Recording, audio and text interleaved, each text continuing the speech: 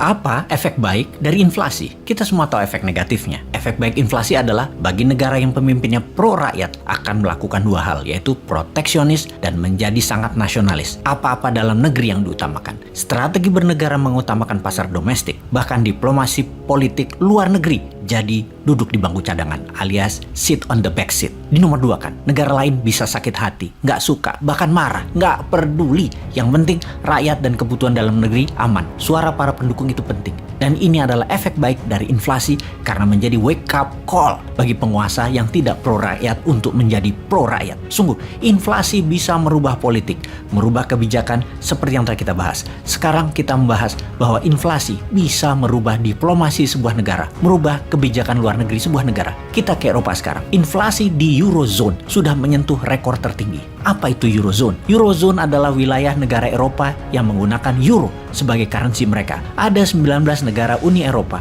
yang bergabung dengan Eurozone, bergabung dalam Monetary Union, menjadikan euro sebagai primary currency atau mata uang utama mereka. Saat ini, inflasi di Eurozone year to year adalah 8,4%. Adalah yang tertinggi sejak terciptanya Eurozone di tahun 1999. Tahun tersebut, 1999, adalah tahun terciptanya dan efektifnya currency euro. Artinya inflasi menyentuh tertinggi dalam 3 dekade Eropa ini. Dan semua ini karena perang di Ukraina. Inflasi ini terjadi.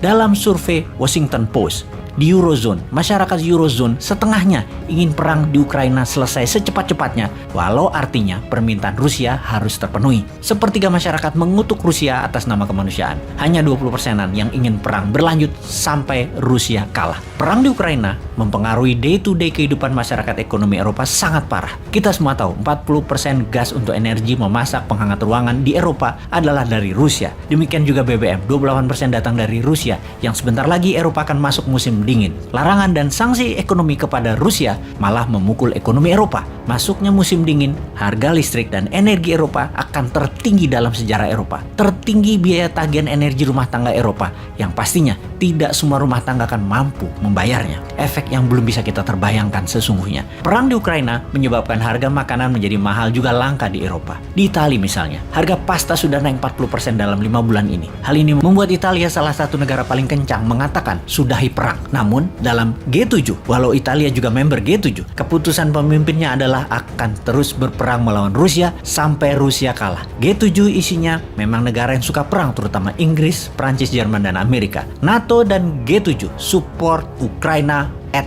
any cost. Sudah diputuskan. Ya panjang nih perang, ya inflasi deh dunia. Pastinya tidak semua negara siap menanggung efek perang panjang ini, sehingga banyak negara rethinking, berpikir ulang prioritas bernegaranya. Sungguh, inflasi merubah prioritas sebuah negara. Inflasi memaksa perubahan prioritas negara. Kita semua tahu bahwa global prioritas saat ini adalah menghentikan perubahan iklim. Yang semua ini adalah masalah global yang harus diperangi bersama. Namun, ketika dalam negeri ada masalah yang lebih besar, global prioritas berubah. Semua negara menjadi mencari selamat sendiri-sendiri. Misalnya untuk memerangi climate change yang harusnya kita berjuang bersama, di mana salah satu kebijakannya adalah batu bara tidak akan dipakai lagi sebagai pembangkit listrik di tahun 2030 ke atas. Juga mobil listrik atau electric vehicle akan mengutamakan baterai, tidak lagi minyak bumi. Karena perang di Ukraina bakal panjang, karena kelangkaan energi, karena mahalnya harga energi, batu bara yang merusak alam pun sekarang ditingkatkan lagi penggunaannya. Hal ini tidak akan menghentikan perubahan cuaca dunia, bahkan makin memburuk, malah lebih parah lagi. Namun sebuah negara, sebuah wilayah yang tidak ada energinya, ya tidak ada pilihan lain selain pakai batu bara lagi. Ini akan menambah runyam lingkungan hidup tempat kita tinggal. Namun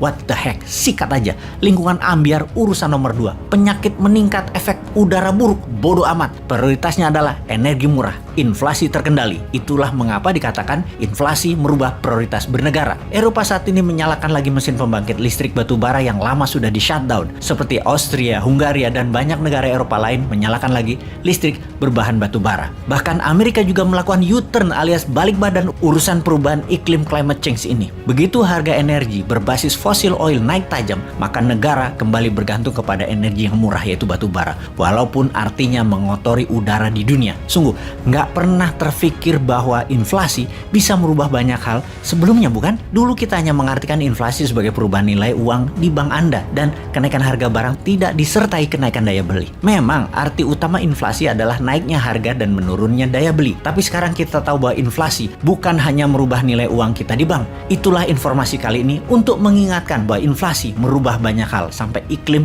yang bertambah parah dan kemiskinan di mana-mana terjadi. Saat ini 1,1 miliar manusia di dunia berada di bawah garis kemiskinan. Melonjak 20% angka kemiskinan sejak 6 bulan terakhir ini. Di bawah kemiskinan artinya memenuhi kebutuhan pokok sandang pangan papan pun tidak mampu, dan ini menyebabkan masalah kemanusiaan seperti kekurangan gizi, masalah kehamilan, kematian pada bayi, tingkat kriminal meningkat tajam hingga 20%, pengangguran meningkat 15%, semua terjadi di dalam 6 bulan di tahun ini. Inflasi menyebabkan mata rantai ekonomi memburuk, kehidupan sosial memburuk, yang untuk menghentikannya bisa memakan waktu tahunan, apalagi membangunnya. Sahabat semua, informasi ini adalah pelajaran dasar inflasi 101. Semoga bermanfaat dan Indonesia jangan sampai kena lingkaran turun efek inflasi. Tahunan menyelesaikannya, panjang, sampai nanti nggak jabat, masih belum selesai.